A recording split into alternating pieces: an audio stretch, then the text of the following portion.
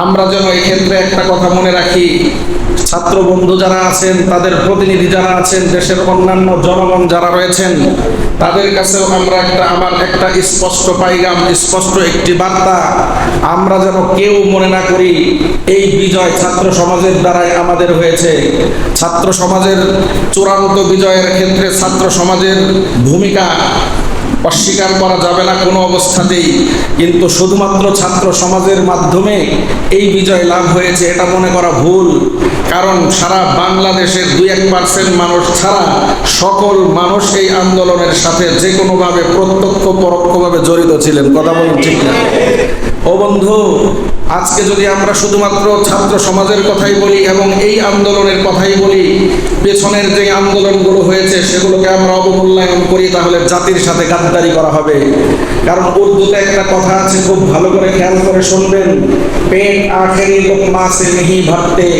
অর্থ হলো শেষ লোকমা খাওয়ার দ্বারা কোনোদিন পেট ভরে না, শেষ লোকমা খাওয়ার আগে আরো কিছু লোকমা খেতে হয়, এরপরেই পেট ভরে। আপনি খাবার আজকে দুপুরে খাবার খাবেন, আপনি 1 প্লেট খাবার খাবেন, 10 লোকমা 20 লোকমা খাবার আপনার সামনে রয়েছে, সর্বশেষ যেই লোকমাটা খাবেন পেট কিন্তু ওই লোকমার দ্বারাই ভরেছে, কিন্তু আগের 19টা লোকমা না হলে 20 নাম্বার লোকমা শুধু যদি আপনি গ্রহণ করেন, তার দ্বারা কিন্তু আপনার পেট ভরবে না। এই জন্যই উর্দু সাহিত্যিক বলেছেন, পেট আখেরি লোকমা সে নেহি ভরতে, শেষ লোকমা খাওয়ার দ্বারা পেট ভরে না। একজন মানুষ, একটা ফ্যামিলিতে যুবক সন্তান, একটা সন্তান, তাকে বিবাহ করানো হয়েছে। বিবাহ করানোর পর যখন বিবাহ করিয়েছেন, তার গার্জিয়ানরা খুব দেখে শুনে দিনদার একটি মেয়েকে বিবাহ করাইছেন। দিনদার একটি মেয়েকে বিবাহ করার পর স্বাভাবিকভাবেই সঙ্গত কারণেই ওই যুবক যিনি বিবাহ করেছেন আস্তে আস্তে 2-3 মাসের ভিতরেই তিনি 5 ওয়াক্ত নামাজি হয়ে গিয়েছেন। মাশাআল্লাহ, এখন 5 ওয়াক্ত নামাজ মসজিদে গিয়ে পড়ে। তখন তার মা, ওই ছেলের মা খুব খুশি হয়ে বৌমাকে ডেকে বলতেছে, বৌমা তুমি কি জাদু দেখাইলা আমার সন্তানদের, 3 মাসের মধ্যে তুমি একেবারে মানুষের মতো মানুষ বানিয়ে ফেলছো। 3 মাসের ভিতরে তার আচার আচরণ আমূল পরিবর্তন। আমরা আগে কত বলছি, ছোটবেলা থেকেই মাঝে মাঝে নামাজ পড়তো, ধরতো, আবার ছাড়তো, কিন্তু কন্টিনিউয়াস নামাজ সে পড়তো না। কিন্তু তোমার স্পর্শে, তোমার ছোঁয়ায়, তোমার সহচর্যে, তোমার সোহবতে আমার ছেলে আজকে মানুষের মতো মানুষ হয়ে গিয়েছে। আল্লাহর শুকরিয়া আদায় করি এবং তোমাকে ধন্যবাদ জানাই। ও বন্ধু, এইবার বৌমা জবাব দিচ্ছেন, বড় খেয়াল করে শুনবেন, জাতির জন্য এই গল্পের মধ্যে, পুরো জাতির মধ্যে শিক্ষা রয়েছে। এইবার বৌমা বলতেছে, আম্মাজান, ও আম্মাজান, আপনি আমাকে বলতেছেন আপনার সন্তান আমার সোহবতে, আমার চেষ্টায়, আমার মেহনতে, আমার সংস্পর্শে আসার পর মানুষ হয়ে গিয়েছে। কথাটা ঠিক, এই কথাটা পরিপূর্ণ ঠিক নয়। ঠিক, তবে পরিপূর্ণ ঠিক নয়। কেন? এই জন্য আপনি গত 25 বছর 30 বছর যাবৎ আপনার সন্তানকে যেইভাবে পরিচর্যা করে এসেছেন, এই পরিচর্যা করার পরে আমি যখন 3 মাস তার পেছনে মেহনত করেছি, তো সে নামাজি হয়ে গিয়েছে। আপনি যদি আগের 25 বছর তার পরিচর্যা না করতেন, আমি শুধু 3 মাসের মেহনত দিয়ে তাকে নামাজি বানাইতে পারতাম না। আমার 3 মাসের মেহনত কাজে লেগেছে তখন, যখন আপনার আগের 25 বছরের মেহনত তার পিছনে ছিল। ও বন্ধু, ফুল গাছ লাগিয়েছেন, পানি ঢেলেছেন, সকালবেলা দেখেন ফুলের গাছ থেকে সুন্দর নতুন কুড়ির জন্ম নিয়েছে, আপনি তো খুশিতে আত্মহারা। গত রাত্রে আমি পানি ঢাললাম, পানি ঢালার কারণে আজকে সকালবেলা ফুলের কুড়ি আমি দেখতে পাচ্ছি।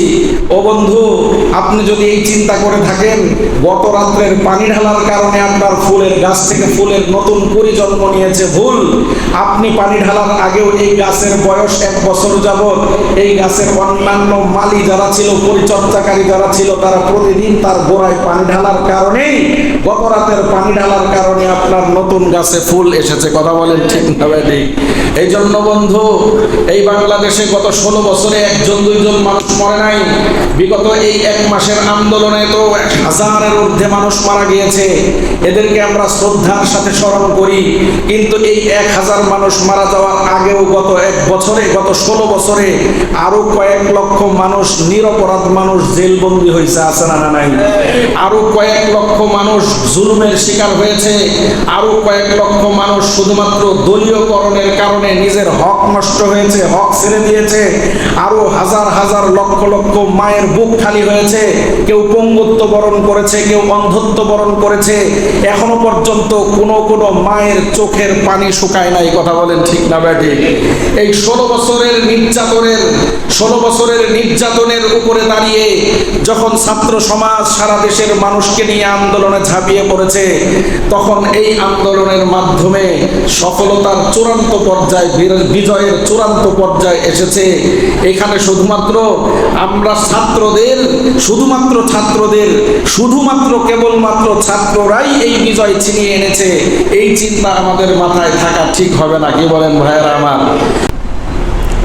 বাংলাদেশে কয়েক ডজন বিএনপি নেতা খুন হয়েছে, গুম হয়েছে, ইলিয়াস আলী সহ বিভিন্ন নেতা খুন হয়েছে, আছে না নাই বলেন? এটা আন্দোলনের অংশীদার। বাংলাদেশে জামাত ইসলামের অনেক লোককে শুধুমাত্র দলীয় কারণে বিভিন্ন মিথ্যা নাটক সাজিয়ে মিথ্যা মামলা দিয়ে ফাঁসির কাস্টে ঝোলানো হয়েছে, আছে না নাই? বাংলাদেশের সাধারণ মানব জনগণকে বিভিন্নভাবে হেনস্থা করা হয়েছে। আওয়ামী লীগ না করার কারণে টেন্ডার পায় নাই, আওয়ামী লীগ না করার কারণে চাকরি পায় নাই, আওয়ামী লীগ না করার কারণে তার যে ন্যায্য অধিকার ছিল পায় নাই, আওয়ামী লীগ না করার কারণে তার জুলুমের শিকার হতে হয়েছে, আছে না নাই? জোরে জোরে বলেন।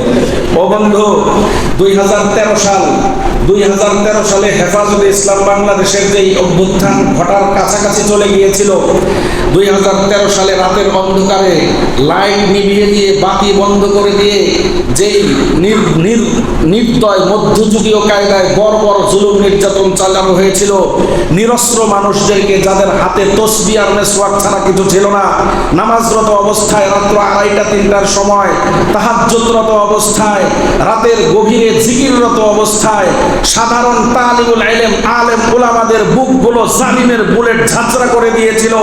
আজকে অবশ্যই এই আন্দোলন, এই বিজয়ের শরীক তাদেরকেও দিতে হবে, কথা বলেন ঠিক না ব্যাটি?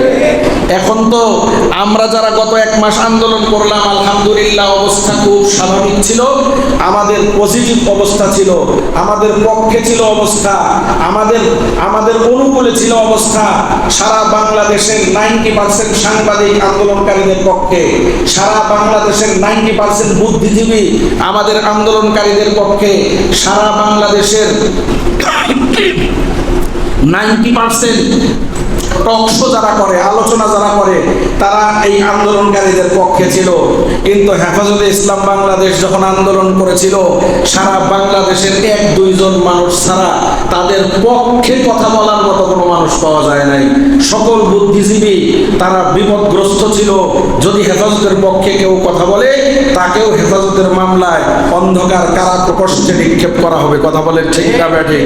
পুরো টিভি চ্যানেল তো দূরের কথা, একমাত্র একটা দৈনিক পত্রিকা মাহমুদুর রহমান সাহেবের আমার দেশ পত্রিকাটা এই হেফাজতের পক্ষে থাকার কারণে আমার দেশ পত্রিকার সম্পাদক সহ এই পত্রিকার অস্তিত্ব আজকে বাংলাদেশের জমিনে নাই, শুধুমাত্র এই ফ্যাসিস্ট সরকারের বিরুদ্ধে হেফাজতের পক্ষে কথা বলার কারণে, কথা বলেন ঠিক না ব্যাটি? তো সুতরাং তখন যে হেফাজতে ইসলাম আন্দোলন করেছিলেন, সেই আন্দোলনের ভয়াবহতা আরো অনেক বেশি কঠিন ছিল, কারণ তখন পরিবেশ অনুকূলে ছিল না, পরিবেশ পক্ষে ছিল না, মানুষজন পক্ষে ছিল না।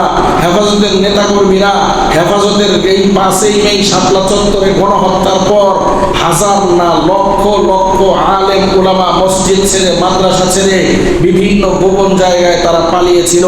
হাজার হাজার নেতাকর্মীদেরকে ধরে জেলখানায় বন্দী করা হয়েছে, হাজার হাজার ইমাম খতিবের চাকরি চলে গিয়েছিল শুধুমাত্র এই জালিম সরকারের বিরোধিতা করার কারণে।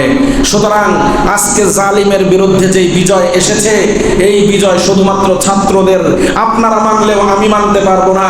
আমি বলতে চাই এই বিজয় সারা বাংলাদেশের প্রত্যেকটা নাগরিকের, কথা বলেন ঠিক না? বন্ধুরা আমার, বিজয় অর্জন করা সহজ, বিজয় ধরে রাখা বড় কঠিন। স্বাধীনতা অর্জন করা সহজ, স্বাধীনতা ধরে রাখা কঠিন। কেন? কারণ আজকে পরাজিত শক্তি কিন্তু বসে নেই। পরাজিত শক্তি ছাত্র জনতার এই গণ অভ্যুত্থান, এই ঐতিহাসিক বিজয়কে কলুষিত করবার জন্য রাতের অন্ধকারে তাদের ষড়যন্ত্রের জাল বিস্তার করাতে কিন্তু তারা বসে রয় নাই।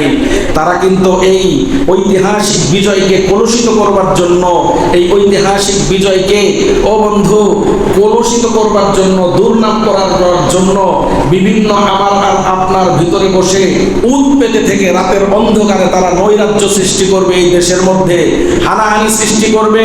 আমার আর আপনার মধ্যে ঢুকে ঢুকে তারা সংখ্যালঘুদের উপর আক্রমণ করবে।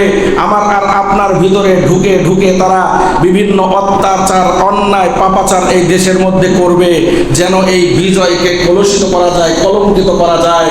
সুতরাং জনগণ, সুতরাং ভাইয়েরা, আমার বাংলার মুসলমান, আমাদেরকে সাবধান থাকতে হবে, সতর্ক থাকতে হবে। তাদেরকে কোনো সুযোগ দেওয়া যাবে না। যেখানেই কেউ নৈরাজ্য সৃষ্টি করতে চাইবে ও বন্ধু, সেখানেই তাদেরকে পাকড়াও করে জনগণ বিচার করবে ইনশাআল্লাহ।